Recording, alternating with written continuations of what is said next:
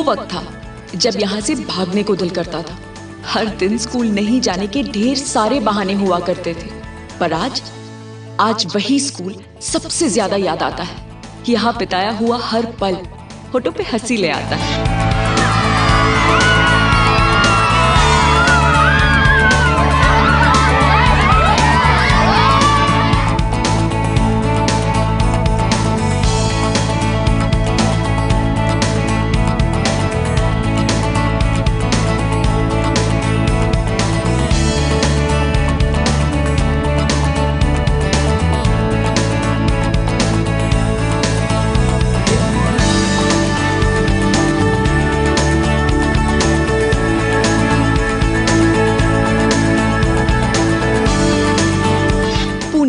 वो शहर जहां मैंने सबसे ज्यादा वक्त बिताया है।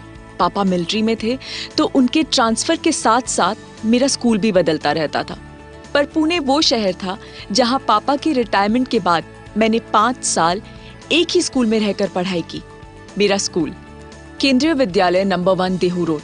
यहाँ से मुझे खास लगाव है, और हो भी क्यों ना, आज मैं जिस मकाम पर हूँ यहाँ तक पहुँचाने में मेरे स्कूल का बहुत बड़ा हाथ है। हाय, मैं हूं आप सबकी दीपिका, और आज मैं आपको अपने लाइफ की सबसे प्यारी जगह पे इंट्रोड्यूस करवाने लाई हूं जो हम सबके दिल के बहुत करीब होता है, which is our school. So yes guys, here it is Kendriya Vidyalaya number 1 Dehu road and I am a KVite. सो चलिए स्कूल चले हम।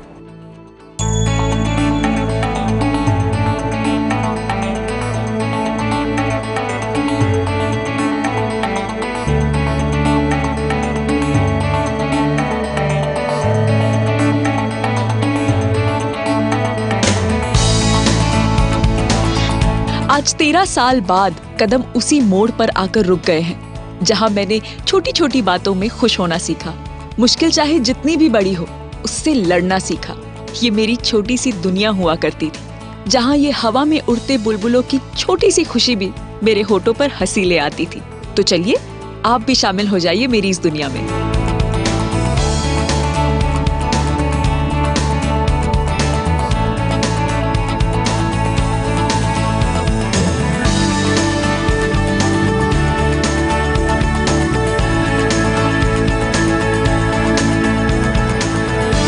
दोस्तों के साथ स्कूल आना, उनके साथ वक्त बिताना, पर उनके बीच रहकर भी मेरी एक अलग दुनिया होती थी। इस दुनिया में सिर्फ मैं थी और मेरी अपनी पहचान बनाने के सपने।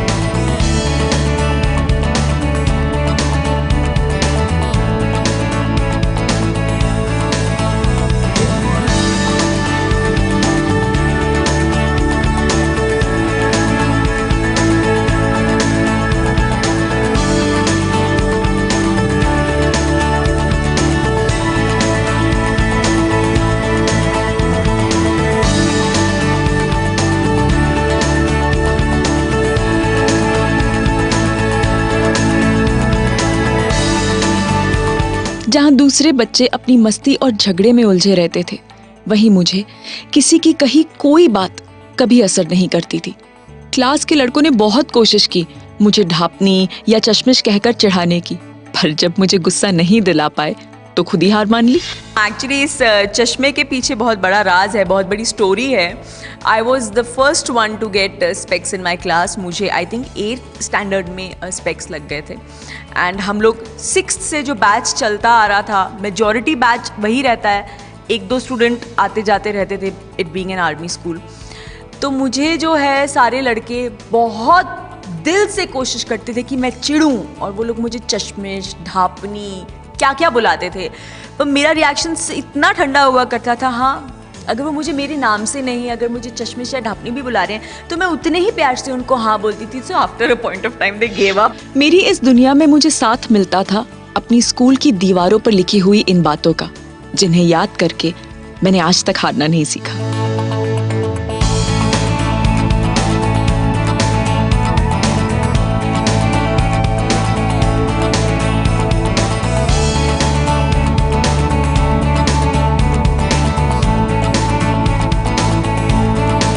आज ये वक्त है जब मुझे मेरे स्कूल की याद यहाँ वापस ले आई है। पर एक वक्त ऐसा भी था जब मैं स्कूल ना जाने के अलग अलग बहाने बनाया करती थी और मेरी मम्मी मेरे इन सभी बहानों को सच मान लेती थी। सबसे ज़्यादा परेशानी होती थी पहली बात तो इसको स्कूल को उठाने के लिए। भाई इसको जब भी जाके उठाओ, mummy 5 minute, mummy please 5 minute, पाँच करते हुए 5 वो आज भी है, अभी तक है वो।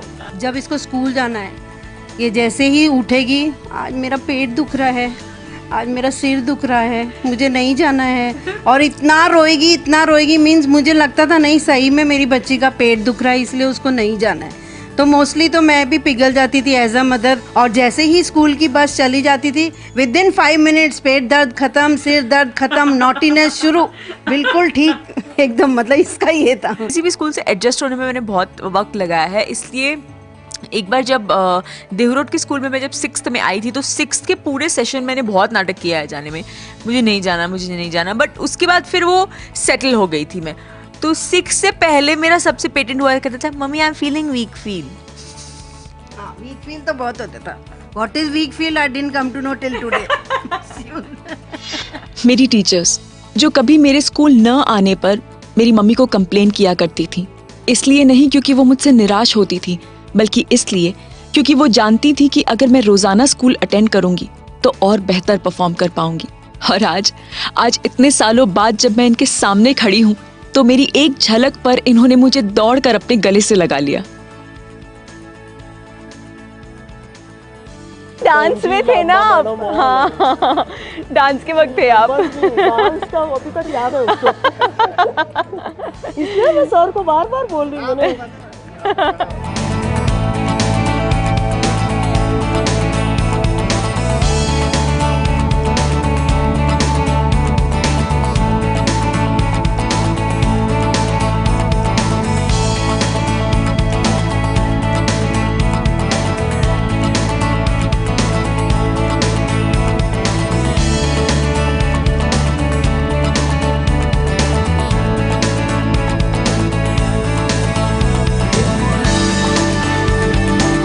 देयर वाज अ पीरियड जब हमारी टीचर नहीं आ रही थी तो सर आए थे, या एग्ज़ाम था शायद, तो उन्होंने मुझे मेरा नाम लिखना सिखाया था। याद है सर, मैंने हिंदी में लिखा था एंड मैंने कक्कर गलत लिखा था, तो सर ने मुझे सिखाया था कि ये ऐसे लिखना है, तो वो बात मुझे आज तक याद है। Thank you so much, thank you so much. So all the teachers are here and आप सबके सामने हमारी सब स्कूल की टीचर्स जो सबके लिए बहुत स्पेशल रहती हैं। आपको बेस्ट ऑफ लक बहुत है, हम देखते से रहता हूं। Thank you ma'am, thank you so much. मैं कितनी क्रिएटिव हूँ ये तो आप सब जानते हैं, पर अब मैं आपको उनसे मिलाऊंगी जिन्होंने मेरे अंदर ये क्रिएटिविटी लाई, जिनकी सिखाई हुई पहली ड्राइंग आज भी मुझे अच्छी तरह से याद है।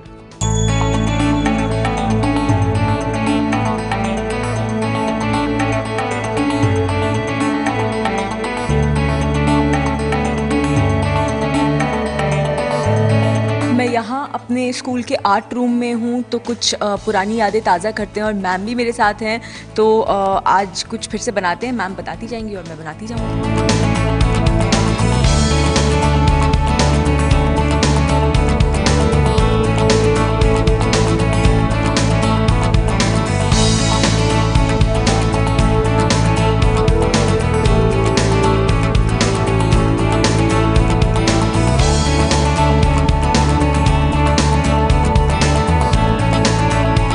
आके मैम ने सबसे पहला यही सिखाया था, मुझे अच्छे से याद है। इसको हमने lemon yellow, orange and green में कलर किया। थोड़ा सा कलरिंग करते हैं।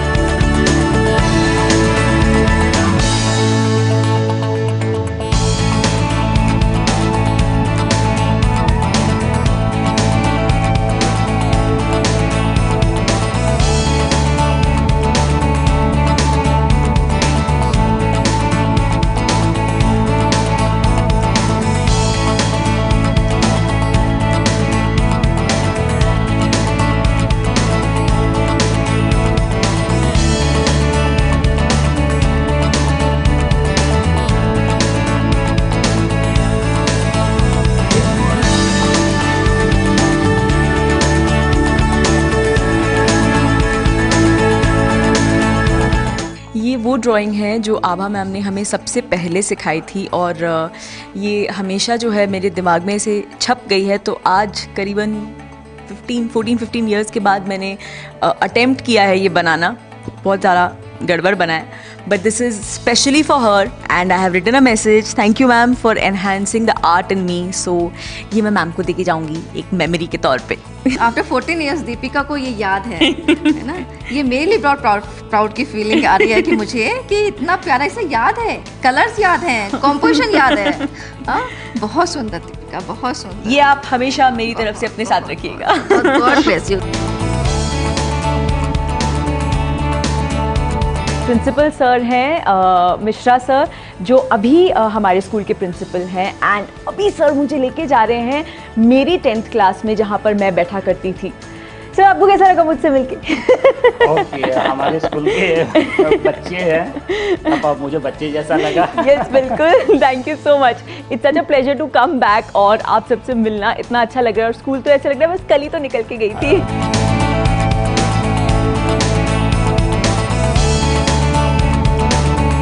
आइए अब मैं आपको अपनी क्लास में लेकर चलती हूँ, जहाँ मैंने अपनी टीचर्स की डांट भी खाई है और मॉनिटर बनकर क्लास की रिस्पॉन्सिबिलिटी भी संभाली है। सो यही है मेरा क्लासरूम। ये वो रूम है जहाँ पे मैंने लास्ट 2 इयर्स निकाले हैं। मतलब हम 9th A and 10th A दोनों हमने इसी क्लासरूम में बिताए हैं। सो मैं इस रो में बैठा करती थी, कभी लास्ट, कभी सेकेंड लास्ट, कभी because we use to keep rolling. वो सारे विजुअल्स मेरी आंखों के सामने एकदम आ गए, जो हम यूनिफॉर्म में यहाँ से वहाँ, बैग बहुत भारी हुआ करता था। बट सबसे ज़्यादा जो चीज़ याद आई है वो जो टेंशन रहती थी कि अरे होमवर्क करना है या पढ़ाई कंप्लीट करनी है या अब नेक्स्ट पीरियड ये है। आज की डेट में अगर मैं पीछे मुड़ के बोलूँ तो मैं बहुत बोरिंग स्टूडेंट थी। मैं कभी मस्ती वस्ती बिल्कुल नहीं करती थी, आके अपना कोने में बैठी रहूँगी। सो यस, वो सारी चीज़ें डेफिनेटली याद आ रही। जब मैं इस स्कूल में नई आई थी, पापा रिटायर हो गए थे, तो मैं मिड सेमेस्टर आई थी। ऐसे नहीं था कि बिगनिंग से मैंने किया था। तो उस वजह से सोशल स्टडीज़ में मैं यूनिट टेस्ट में फ़ेल हो गई थी। तो वो मेरे लिए सबसे ज़्यादा एम्बैरेसिंग था। और उसका रीज़न ये था कि नॉर्मली केंद्रीय विद्यालय में जो है सोशल स्टडीज़ हिंदी में लेता है, मतलब majority students take it in Hindi, लेकिन मैंने इंग्लिश में लिया था। तो इंग्लिश के कोई स्टूडेंट्स नहीं थे, प्लस बुक्स भी अवेलेबल नहीं थी। तो वो बुक्स इकट्ठा करने, नोट्स कंप्लीट करने के चक्कर में आई फेल्ड। तो वो मेरे लिए सबसे ज़्यादा एम्बैरेसिंग था। हम सब जब 10th में होते हैं, आई थिंक वो सबसे क्रूशियल फेज़ होता है हमारी लाइफ का। सो वो सबसे क्रूशियल ईयर जो है वो मैंने यहाँ बिताया है। So it feels great to be here. और मैं सोच रही हूँ कि एक प्यारा सा मैसेज बोर्ड पे बना के लिख के छोड़ा जा सकता है, ताकि कल जब स्टूडेंट्स आएँ, जिनसे मैं ऑलरेडी मिल चुकी हूँ, पर कल वो लोग आएंगे तो उन्हें दिखे कि हाँ मैं आई थी।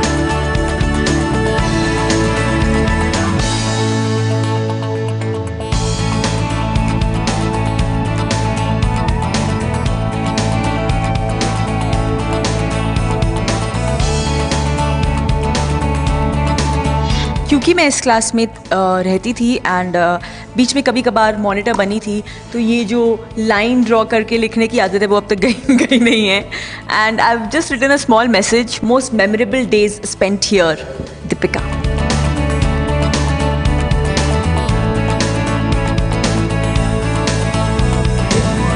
तो अभी लाइब्रेरी है। हमारे वक्त पे CCA हॉल हुआ करता था, जैसा कि मैंने आपको बताया। तो हमारी डांसेस, हमारी रिहर्सल्स, हमारे छुट्टी हो जाने के बाद रुक के जो हम 1-1 घंटा रिहर्सल करते थे, वो सब यहीं होता था। क्लास से ज़्यादा मेरा वक्त बीतता था CCA हॉल में, जहां हम स्कूल के बाद घंटों डांस की प्रैक्टिस किया करते थे। आज ये CCA हॉल एक लाइब्रेरी बन गया है, पर इस क्लास से जुड़ी यादें मुझे आज भी याद हैं। So this is it. यहीं पे हम लोग पूरी रिहर्सल्स किया करते थे। इनफैक्ट अभी तो ये जगह बहुत बदल गई है। अब ये एक बहुत ही खूबसूरत सी लाइब्रेरी बन चुकी है, जैसा कि आप देख रहे हैं। And there are beautiful book collections. लेकिन हमारे वक्त में हम यहाँ पे पूरी 12-15 लड़कियाँ अपने फॉर्मेशंस बना करके यहाँ रिहर्सल्स किया करते थे। मेरे स्कूल की ये मेरे दिल के सबसे करीब वाली जगह रही है। चलिए मैं आपको वहाँ लेकर चलती हूँ जहाँ आज की डेट में थोड़ी बहुत रिहर्सल्स होती है, थोड़ी बहुत डांस शोज़ होते हैं, थोड़ी बहुत मस्ती होती है। Come on, let's go.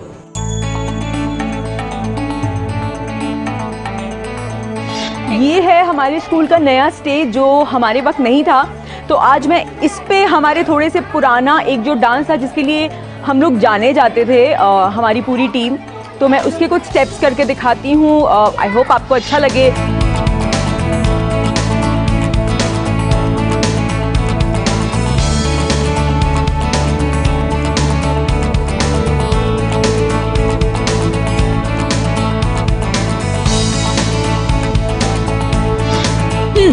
तो क्या आप सबको याद है आप सबके स्कूल में आपका वो फेवरेट स्पॉट जहां अक्सर आप अकेले बैठा करते थे?